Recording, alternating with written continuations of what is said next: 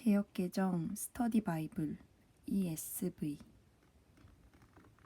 부흥과 개역사 마태복음 1장 아브라함과 다윗의 자손 예수 그리스도의 계보라.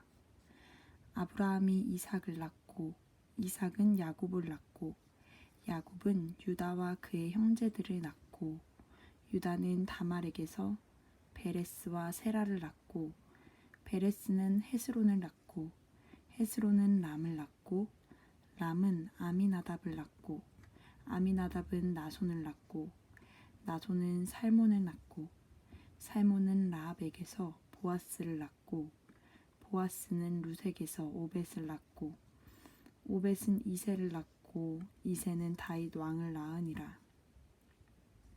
다윗은 우리아의 아내에게서 솔로몬을 낳고 솔로몬은 르호보암을 낳고 르호보암은 아비야를 낳고 아비야는 아사를 낳고 아사는 여호사밧을 낳고 여호사밧은 요람을 낳고 요람은 우시야를 낳고 우시야는 요담을 낳고 요담은 아하스를 낳고 아하스는 히스기야를 낳고 히스기야는 므낫세를 낳고 므낫세는 아몬을 낳고 아몬은 요시야를 낳고 바벨론으로 사로잡혀 갈 때에 요시야는 여고냐와 그의 형제들을 낳으니라.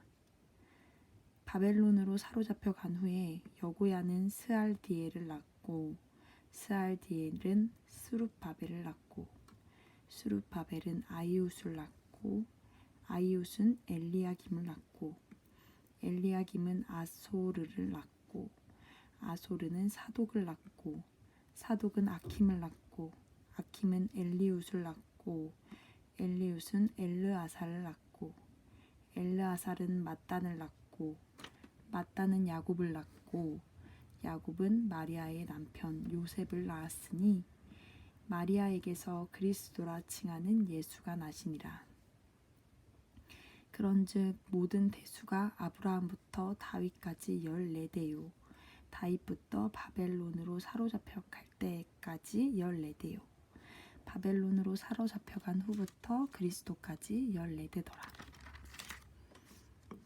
예수 그리스도의 나심은 이러하니라. 그의 어머니 마리아가 요셉과 약혼하고 동거하기 전에 성령으로 잉태된 것이 나타났더니 그의 남편 요셉은 의로운 사람이라 그를 드러내지 아니하고 가만히 끊고자 하여 이 일을 생각할 때에 주의 사자가 현몽하여 이르되 다윗의 자손 요셉아 내 아내 마리아를 데려오기를 무서워하지 말라. 그에게 잉태된 자는 성령으로 난 것이라. 성령으로 된 것이라. 아들을 낳으리니 이름을 예수라 하라. 이는 그가 자기 백성을 그들의 죄에서 구원할 자이심이라 하시니라. 이 모든 일이 된 것은 주께서 선지자로 하신 말씀을 이루려 하심이니 이르시되 보라 처녀가 잉태하여 아들을 낳을 것이요 그의 이름은 임마누엘이라 하리라 하셨으니 이를 번역한즉 하나님이 우리와 함께 계시다 함이라. 요셉이 잠에서 깨어 일어나 주의 사자의 본부대로 행하여 그의 아내를 데려왔으나 아들을 낳기까지 동침하지 아니하더니 낳음의 이름을 예수라 하니라. 메시아 예수의 역사적 출현. 마태복음은 서두는 창세기의 표현을 모방하고 있다. 계보로 번역된 낱말은 헬라어 단어 게네시스, 시작, 기원, 탄생, 계보다. 이는 창세기의 헬라어 번역본의 제목이기도 하며 이 마태복음이라는 책이 시작의 책임을 의미한다. 계보라는 단어는 계보 그 자체의 표제 역할뿐만 아니라 앞으로 이어질 이야기 전체, 즉 메시아 예수의 출현 및 하나님 나라와 관계된 새로운 시작에 대한 이야기의 제목 역할도 한다. 메시아 예수의 계보. 유대인들은 한 사람의 유산, 기업, 정당성, 권리를 분명히 하기 위해 광범위한 계보를 보존했다. 참조 요세푸스 전기. 마태는 아마도 구약의 계보들을 참조하되 몇 가지 내용을 생략했을 것이다. 마태는 다윗의 왕위에 대한 예수님의 적법한 권리를 입증하면서 예수님이 다윗과 아브라함의 적법한 후손임을 강조하는 반면 누가의 족보 기록은 예수님이 다윗과 아담의 생물학적 후손임을 강조한다. 1장 1절 계보. 마태복음 첫 머리의 단어들은 유대인 청중에게는 특별한 의미를 전달했다. 왜냐하면 하나님이 이스라엘과 맺었던 언약에 대해 그 선조들이 불과 분의 긴밀한 관계를 가졌기 때문이다. 예수는 역사상 일상적인 이름이었으며 히브리어로는 여호와가 구원하신다 라는 뜻의 예수아, 예호슈아, 여호수아다. 그리스도, 헬라어로 크리스토스, 히브리어로 마시아흐, 기름 부음 받은에서 유래된 그리스도는 이스라엘의 기름 부음 받은 왕인 다윗의 주의를 환기시킨다. 메시아라는 칭호는 몇 가지 갈래의 구약적 기대, 특히 하나님의 백성을 의롭게 다스릴 기름 부음 받은 자에 대한 약속을 요약하게 되었다. 다윗의 자손은 예루살렘의 왕권과 이스라엘 왕국을 다시 세울 왕가의 혈통을 지닌 메시아의 이미지를 상기시켰다. 아브라함의 자손, 하나님과 아브라함 사이의 언약은 이스라엘을 선택된 백성으로 세웠고 또한 온 세상이 아브라함의 혈통을 통해 복을 받을 것임을 확언했다. 베레스와 아비나답의 사이의 네 대는 대략 450년을 포함한다. 나손에서부터 다윗에서 시작된 왕정 출현까지의 6세대는 총 약 400년을 더 아우른다. 3절 다말. 예수님의 계보에서 5명의 여인들 다말, 라합, 룻, 밧세바, 우리아의 아내, 마리아 이 포함된 것은 보기 드문 일이다. 족보는 보통 가장인 남자들을 추적하여 조사하기 때문이다. 라합과 룻은 이방인이었고 다말과 라합과 밧세바는 평판이 의심스러운 여자였다. 이 계보는 남자, 여자, 가늠한 자, 창녀, 영웅, 이방인으로 이루어져 있으며 예수님은 그들 모두의 구주가 될 것이다. 6절부터 11절.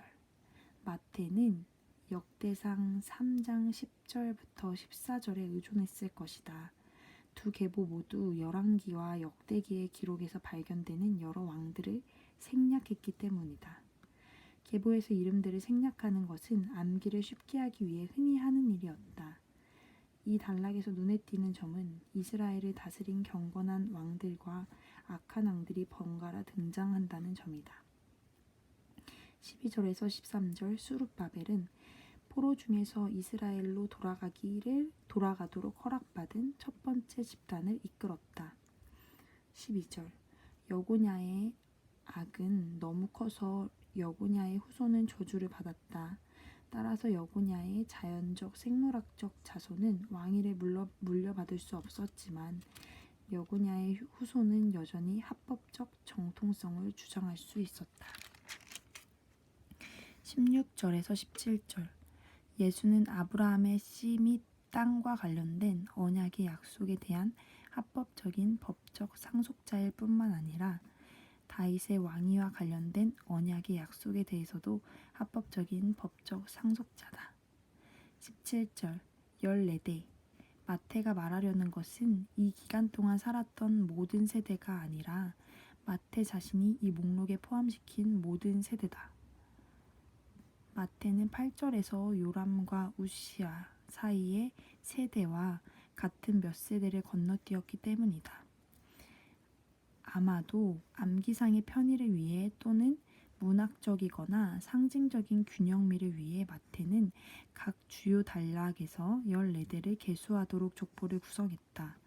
한 단어의 각 자음의 숫자값을 부여하는 유대인의 관습인 게마트리아에 따르면 다윗의 이름의 숫자값의 합은 D 더하기 V 더하기 D 즉 4 더하기 6 더하기 4는 14가 되며 다윗은 이 계보에서 14번째 이름이다.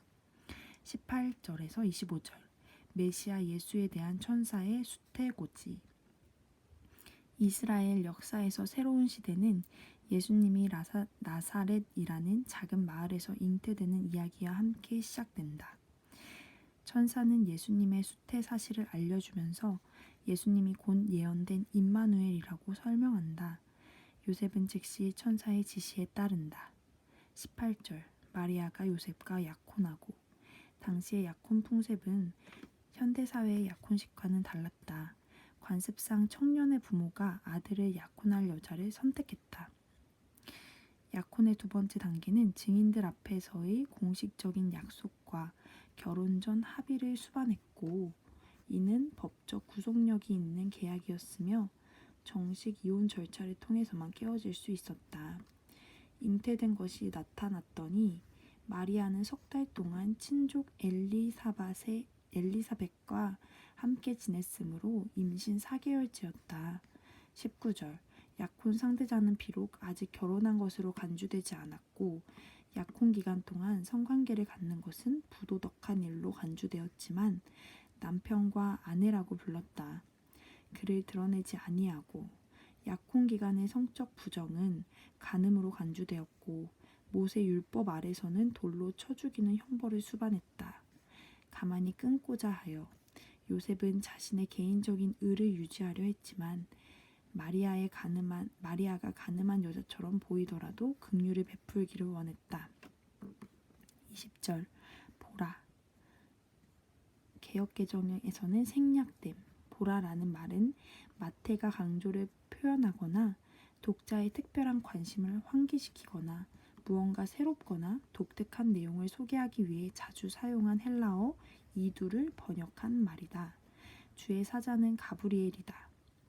1장 21절 예수라는 이름은 하나님이 자기 백성을 정결하게 하고 압제에서 구원할 메시아를 통해 구원을 베푸실 것에 대한 상징적 소망으로 아들들에게 붙여진 이름이다. 그러나 천사는 자기 백성을 그들의 죄에서 구원한다는 더 중요한 주제를 제시한다. 죄에서의 구원은 구약의 예언서에 반복된 약속이었다. 22절 이 모든 일이 된 것은 이는 마태의 성취 관용구로 이를 통해 마태는 직접적인 예언 성취, 이 구약 성구가 의도한 완전한 의미 또는 3. 신적으로 조율된 이스라엘 역사와의 유비적, 모형론적 일치를 가리키는 구약의 어떤 구절을 성취하는 사건이나 예수님의 가르침을 가리킨다. 23절 처녀 헬라어 단어 파르테노스 처녀는 장차 오실 구주의 동정녀 탄생에 대한 사사기 7장 14절의 예언에서 사용된 히브리어 단어 알마에 상응한다. 히브리어 단어 알마, 처녀 또는 아가씨는 일반적으로 결혼하지 않은 처녀를 가리킨다. 사사기 7장 14절의 예언, 미사야 시대의 유다에 대한 공격의 위협으로 인해 초래됨. 예언은 다윗의 혈통에 대한 하나님의 영속적인 약속을 가리킨다. 마태는 이처럼 예수님의 동정녀 탄생을 메시아 예수를 통해 하나님이 이 약속을 초자연적으로 성취하신 사건으로 제시한다. 이는 예수님이 볼지어다 내가 세상 끝날까지 너희와 항상 함께 있으리라는 마태복음의 결어에서 재확인하시는 대로 하나님 임마누엘이 모든 시대의 예수님의 제자들과 함께 계시며 그들에게 모든 민족을 제자로 삼으라는 사명을 성취할 능력을 주실 것이라는 약속을 추가적으로 확증해 준다. 24절 그의 아내를 데려왔으나 마리아는 요셉과 약혼했으므로 이미 요셉의 아내로 간주되었다. 25절 예수라는 이름은 그가 무슨 일을 하는지를 밝히는 반면 하나님이 구원하신다. 임마누엘이라는 메시아적 호칭은 그가 누구인지를 밝힌다. 하나님이 우리와 함께 계신다. 마태는 바로 이 주제로 자신의 복음서를 마무리한다. 내가 생략 너희와 항상 함께 있으리라.